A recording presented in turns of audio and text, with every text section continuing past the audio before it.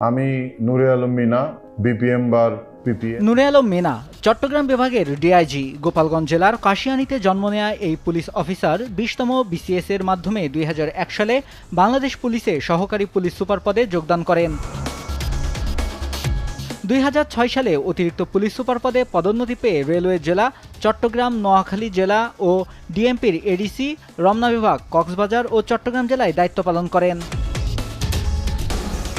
2012 সালে police super পদে পদোন্নতি পেয়ে 2013 সালের 27 এপ্রিল পর্যন্ত তিনি সুনামগঞ্জ জেলায় দায়িত্ব পান।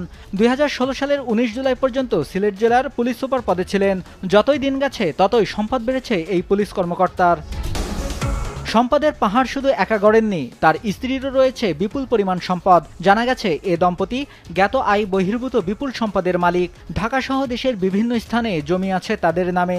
দলিলে এসব জমির দাম কয়েক কোটি টাকা। ঢাকায় রয়েছে তার একাধিক ফ্ল্যাট। শুধু ঢাকা নয়, এমনকি মার্কিন মূল্যকেও কিনেছেন বাড়ি, নিয়েছেন মার্কিন পাসপোর্ট। শুধু একা নন, পুরো পরিবারের সবাই মার্কিন পাসপোর্টধারী। রংপুর মহানগর পুলিশ কমিশনার হিসেবে দায়িত্ব পালনের পর বর্তমানে চট্টগ্রাম বিভাগের ডিআইজি হিসেবে দায়িত্ব পালন করছেন। বিশ্বস্ত সূত্রে জানা গেছে যে কোনো সময় দেশ ছাড়তে পারেন দুর্নীতিবাজ এই পুলিশ কর্মকর্তা। নিউজ ডেস্ক, দেশ টিভি।